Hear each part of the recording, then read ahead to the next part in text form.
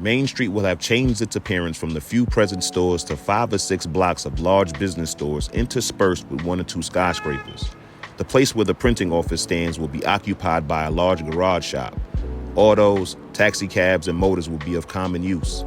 There will be at least 2 airplanes. There will probably be 3 railway lines and at least 2 good depots of stone and brick. The size and population of the town will necessitate electric railways. There will be 3 2-story schoolhouses, primary, grammar, and high school, 1 university, and a conservatory of music and a business college. This was the vision a local school teacher had for the future of Clearview, one of the several all-black towns in Oklahoma. The stories of the Black American town goes back hundreds of years and encapsulates the spirit of resilience, ambition, enterprise, and self-determination. In this episode of Hotep History, we're going to take an inside look at Black American towns, how they were formed, what town life was like, and what became of them.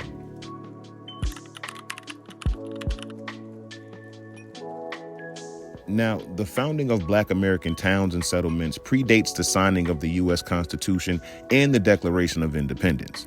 In the late 17th century, when the Spanish still owned what is now called Florida, a group of 10 black slaves escaped the British colonies and found asylum in a settlement named St. Augustine in 1687. These black people enjoyed the same rights as their European counterparts, and by 1738, over 100 black people lived in the settlement. That same year, the governor of St. Augustine built an outpost just north of the settlement and named it Fort Mose. This outpost housed 38 black men and their families. These men would also be members of the settlement's militia and fought against pirates and the British whenever they invaded. This militia was commanded by a black man named Francisco Menendez, who was also the town's leader. A little over 2 weeks after being defeated in battle by the British in 1740, Spanish soldiers, along with St. Augustine militia and warriors from the Yamasee tribe, executed an early morning surprise attack.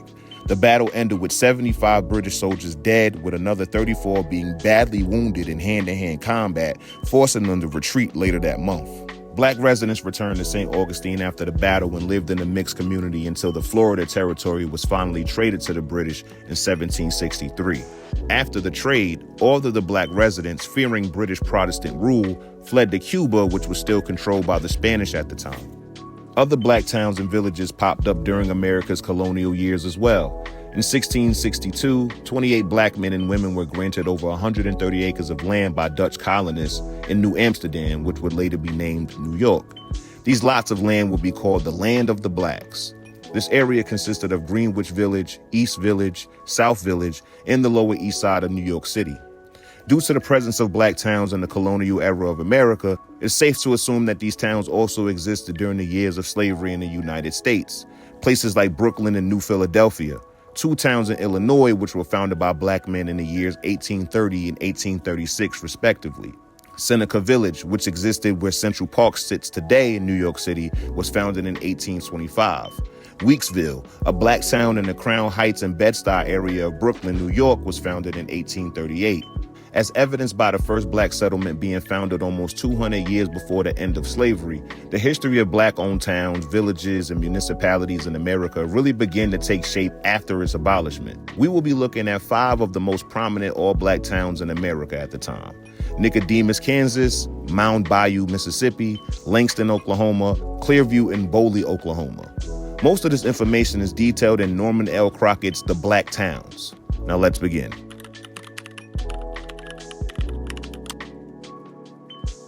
When it comes to being a pioneer, it wasn't for the faint of heart. Oftentimes, you have very little capital and resources at your disposal.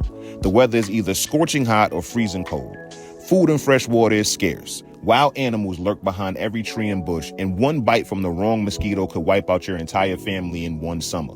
This was the life of countless black Americans leaving the states that once held them as slaves in search of something new. Newly freed slaves immediately rushed to create separate, all-black towns. In order for word to travel, black American settlers would hire or work as promoters or boosters, which were people who would advertise new towns to potential residents. Black settlers will also petition other black Americans to help find, purchase, and clear land for development.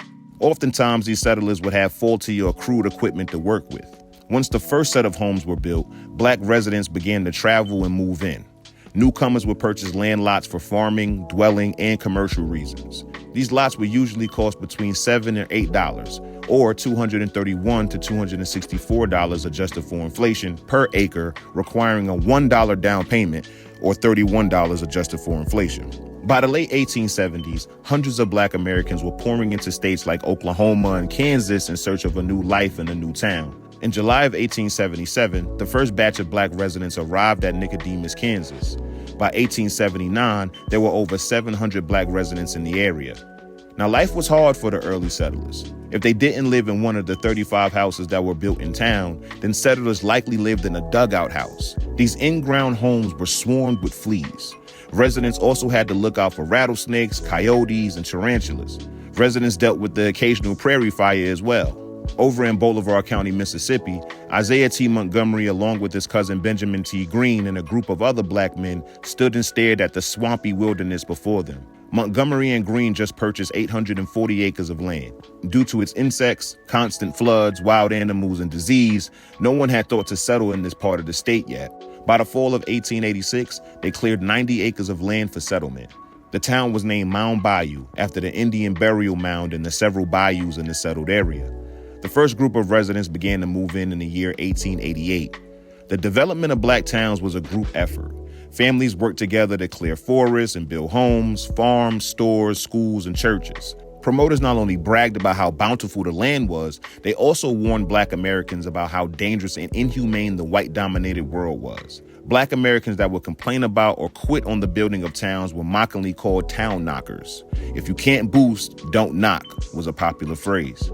Detractors of these towns were considered race traitors. Black newspapers would use guilt and fear as tactics to keep residents from moving out. They would highlight instances of racial violence, discrimination, and remarks from racist white Southerners as a way to keep their Black residents in town. Boosters and promoters would also speak with a sense of urgency when it came to the towns. They would apply FOMO, or fear of missing out, to their newspaper articles and advertisements, promising quick wealth for those who bought in early. In the minds of many, the quote, ownership of property, especially land, constituted the first step toward full citizens, was the main goal for town building. Developers, editors, and promoters alike believed all Black towns would eliminate poverty, racial prejudice, and gain all of the rights and privileges of an American citizen. There was also a pride in being able to incorporate, manage, and maintain towns without the help of white Americans. Ideological differences among Black residents permeated throughout all of the established Black towns as well. Some residents just wanted a place to call home. Others wanted to segregate themselves from the ills and perils of white American racism. And others wanted to create a utopian metropolis that catered to Black Americans. These ideologies would sooner than later clash as the towns grew.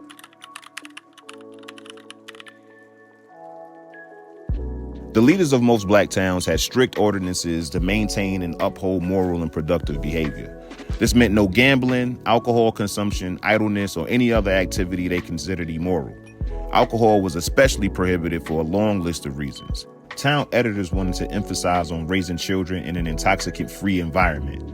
Another reason was their religious beliefs and wanting the town to be viewed as a moral, law-abiding community. An additional reason was that alcohol and places that sold alcohol attracted promiscuous white men in seeking out Black women in the late-night hours. Due to their strict nature, crime was exceedingly low in Black towns.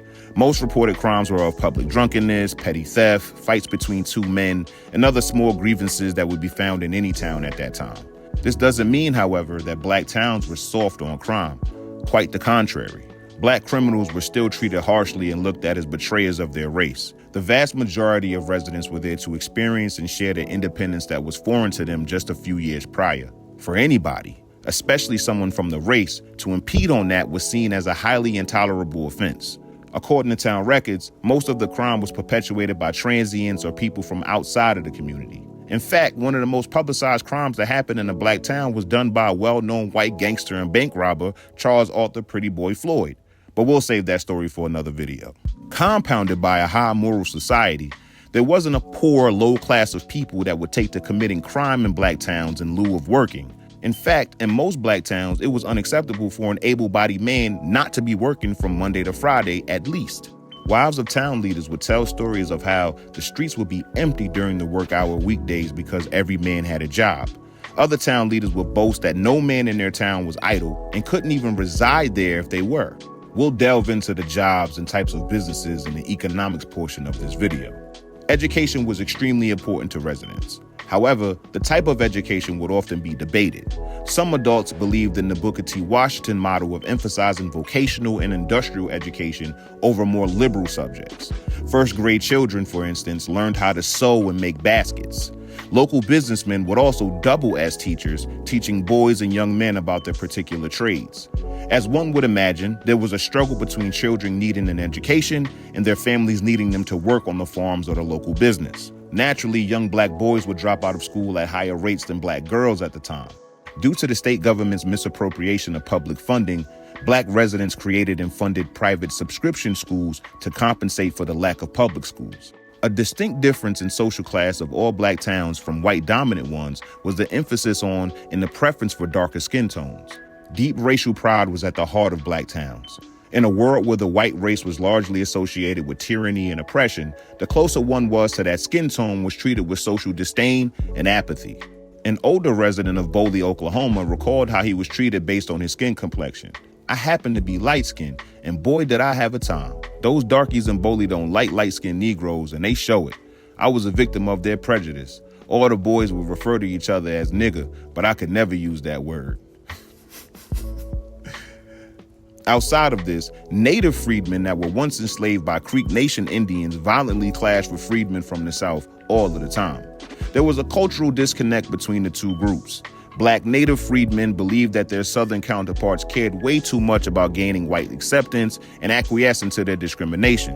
On top of that, native freedmen had already achieved a certain amount of status within their own communities. The two groups lived together for a short period, but would eventually establish separate but adjacent towns in the area. After several years, there was a shift in social and political power as it pertains to the color of residents' skin tones.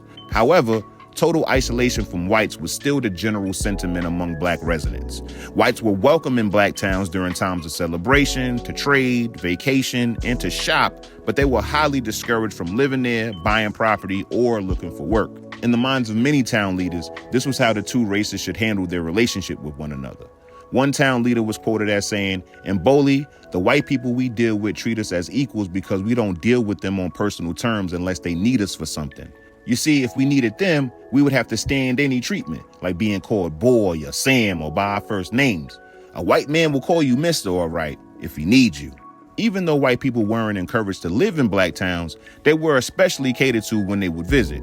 Town leaders wanted to make sure their white visitors were impressed by their visit because to them, it disproved whatever preconceived notions they had of black people, and it could advance the race. White people were given private accommodations in black towns. Hotels would have rooms reserved for white people. Certain sections of dining rooms were reserved for white people. And it got to the point that two overzealous businessmen named W.A. Kennedy and O.H. Bradley opened up a short-lived hotel called the White Way, which only catered to white people. And as you can guess, a black-owned hotel in a black town not allowing black people to stay inside of it didn't last long as a business.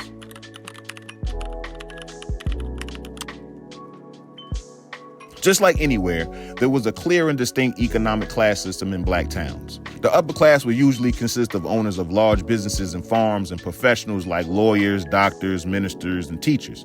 After the introduction of banks in black towns, the banker sat above all others in the upper class. This group would essentially be in charge of the town's major decision-making. They lived in big, fancy houses right outside of town. They owned the most land and reaped the most economic benefit of the town. The middle class consisted of laborers, artisans, and small farmers. They often deferred to the upper class to handle all decision-making in the town. Outside of the few transients, there was no real lower class. Land ownership meant much more than just owning property. Land ownership meant economic independence, dignity, and physical freedom. In 1892, town developer Edward P. McCabe said, "Real estate is the basis for all wealth." While the town saw pockets and periods of economic success, hard times and bad harvests were near fatal blows to the average middle-class family. Most towns were held up by manufacturing, commercial trade, and farming. In Mound Bayou, the Mound Bayou Oil Mill and Manufacturing Company was founded in 1912. In 1908, business owners in Langston opened up the LLC Medicine and Toilet Factory, which sold home remedies, medicines, and toiletries. Boley was home to the Boley Carbonating Works Factory, which produced soda water and vinegar. In order for any town to grow, it first needs people and capital. Black towns would be founded by countless different types of business leagues, fraternal orders, chambers of commerce, or individuals with a surplus of cash. The idea was to bring in as many business owners as possible to create an economic boom for the town. Town promoters would petition people to move in and buy as much land as they could. Charles Banks, a wealthy black man, organized the Mound Bayou Bank in 1903.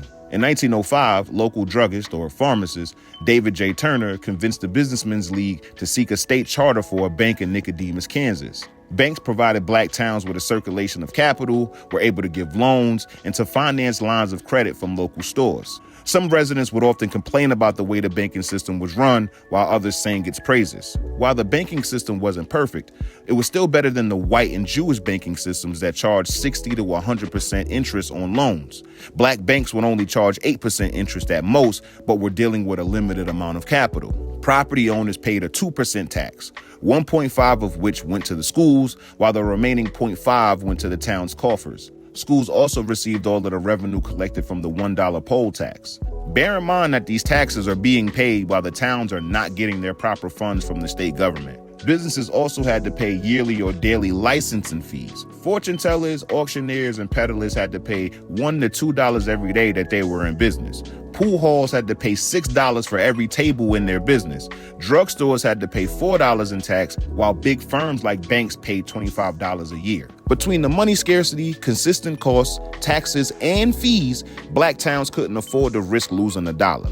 This is why local businesses in black towns highly emphasize the importance of residents always shopping with them.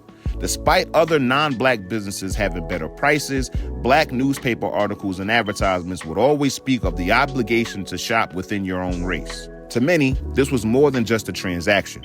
This was your financial pledge towards the growth and development of your race. Around this time, mail order companies like Sears, Roebuck and Company were the hot new businesses on the block.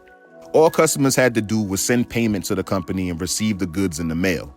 The goods were cheaper and had wider variety than most black town shops offered. Town leaders would characterize these companies as an evil threat to black American businesses. Local merchants raised the points that these mail order corporations never extended them credit, never bartered with them when they didn't have cash, and never helped the race. They looked at every dollar being spent with those companies as money that would never circulate in their communities again. And they were essentially right. Employment in black towns were a mix between a shortage in some occupations and an overabundance in a select few others. Since residents were always worried about their health, doctors were always in abundance. Another abundant occupation were the ministers. Town leaders even referred to the surplus of preachers as a plague. Whatever factory or manufacturing company that was established in the town provided jobs for local men. Black towns usually hosted dozens of businesses from general shops, blacksmiths, shoe and dressmakers to grocery stores. Many town leaders knew how advantageous it was to have a close relationship with Booker T. Washington. They would often use Washington as a conduit to wealthy white businessmen and politicians.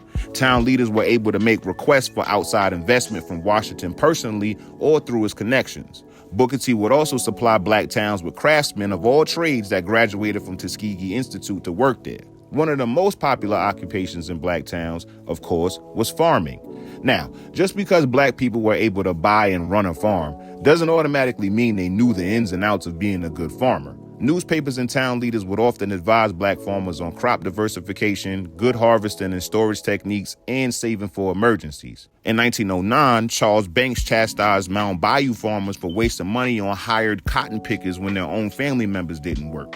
Farmers were told to always make sure that their farms were aesthetically pleasing and functional at all times. Farmer families were mandated to subscribe to at least one farm newspaper and have the children read it out loud to the entire family. During this time in American history, most rural and country towns couldn't afford to take a day off. Most residents had too much work to do or had too much debt to participate in leisurely activities. Town leaders in Boley spoke out against residents being too preoccupied with their popular local baseball team. The same was said about what was called Sunday excursions. This was when black town residents would take the train to visit other black communities. While these leisure activities were welcomed and accepted, the fear of these activities keeping residents from work and church was what made town leaders apprehensive of them. Special events, however, were sanctioned. Whether it be the celebration of their emancipation from slavery, the town's founding, or the 4th of July, black towns were no stranger to having a good time. On a smaller scale, local groups would host events in churches and schools, such as speeches, concerts, and recitals. One of the biggest local attractions were public debates. In 1911, a school teacher named Georgia Taliaferro petitioned for there to be a literary society in Clearview and host debates on its behalf. The debates grew large crowds, even though most of the subject matter was of no real consequence. Teams would debate resolutions such as laziness is more common among males than among females, and other lighthearted subjects. While black towns often spoke highly of the prestige, freedom, and independence of land ownership to current and prospective residents, town promoters and boosters also boasted about the lucrativeness and profitability of the land itself. Newspapers proclaimed 50 to 200% returns on the land alone. Others claimed that just 1 year's harvest would earn enough money to pay off the farm completely.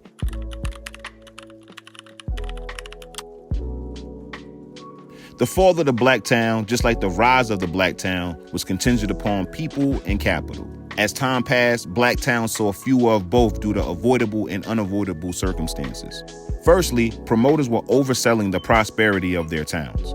Hopeful prospects would flock to the towns thinking that they were more established and financially stable than they actually were. In these times, new residents would expect credit to be extended by local stores in order for them to acquire goods and pay it back once they started earning money. Unfortunately, most stores didn't have enough credit to do so and sometimes overextended credit to their customers. In fact, business failure in black towns started to increase during these times as well. Residents reported how businesses would pop up, last for some months or a few years, and then be replaced by a new business shortly after.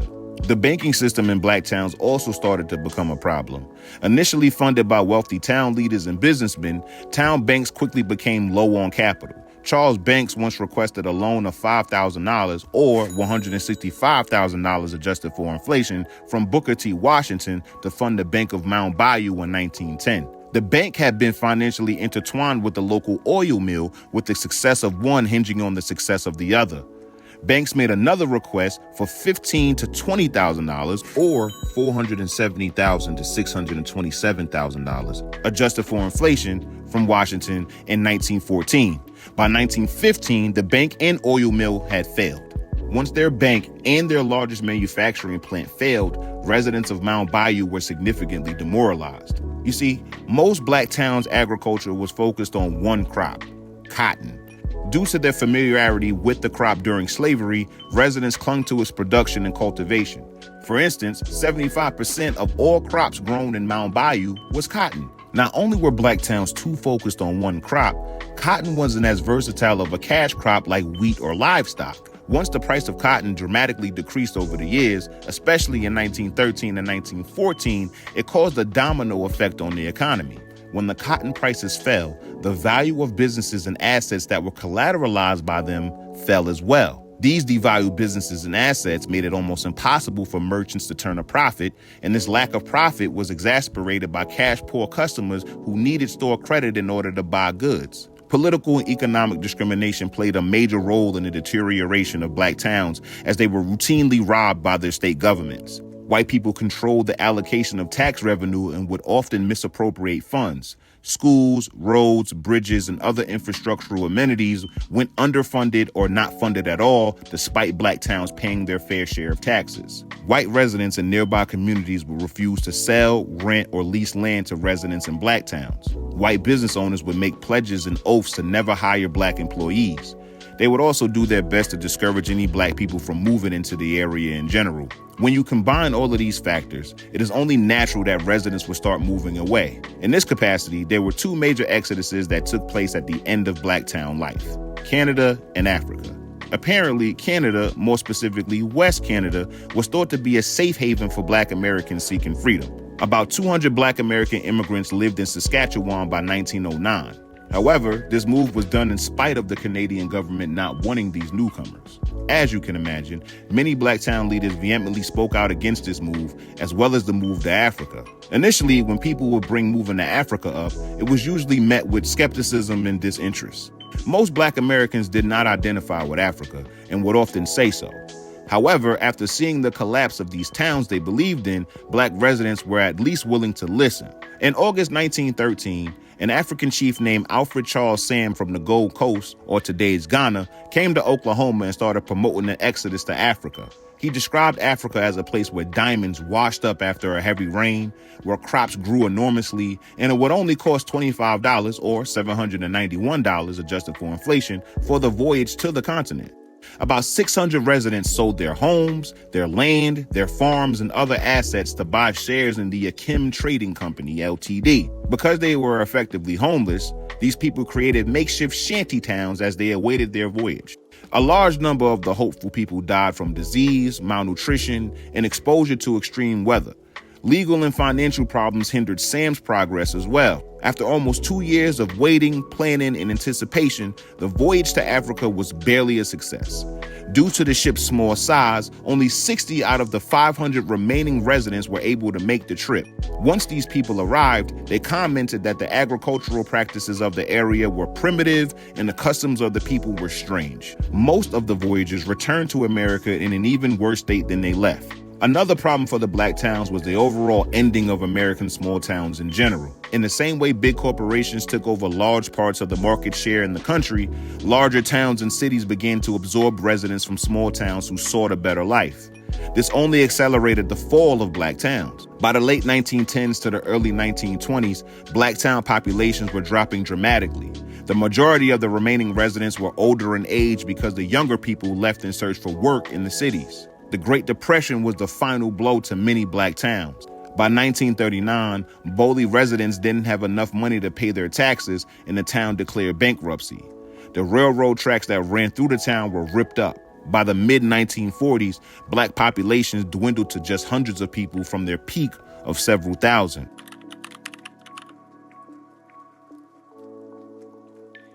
The Blacktown experiment of the 19th century was an ambitious goal achieved by people who were not only sabotaged and discriminated against throughout their entire mission, but were also bought, sold, and traded as capital just years prior to their establishment. It's very clear to me what went wrong and what went right when it comes to the black town. There was obvious societal and governmental discrimination, an exaggeration of prosperity, economies that were almost always based on the monoculture of a failing crop with no real utility, leading to a lack of manufacturing.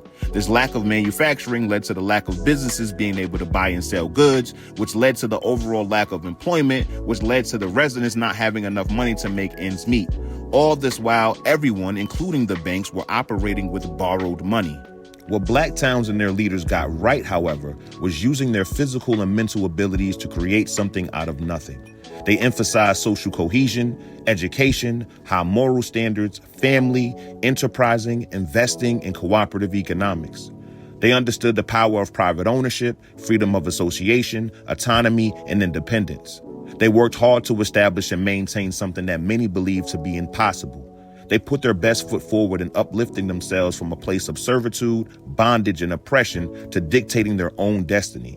In 1893, these all-black towns would attract none other than Ottawa O.W. Gurley, the man that would go on to buy 40 acres of land in Tulsa and founded the Greenwood District, also known as Black Wall Street, in 1905.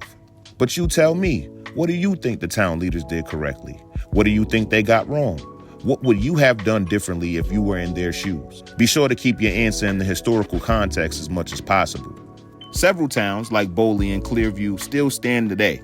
Most of the residents are direct descendants of the pioneers of the land. While they may not be as large or bustling as they once were, these towns still hold a deep-rooted history that continues to elicit pride in the people that live there. All right, everybody. That'll do it for episode 2 of Hotep History. If you enjoyed this video, be sure to like, subscribe, and click on the notification bell to make sure you don't miss the next one. If I missed anything or you just want to chop it up about history, make sure to let me know in the comments. A big thank you to my Patreon subscribers, Ozzy Wallace, Scruggs, and Averia. If you want to get these videos earlier than everyone else, along with other cool exclusive content, as well as having your name in the end credits, be sure to become a patron today at patreon.com/Hotep History. And as always, Hotep and build.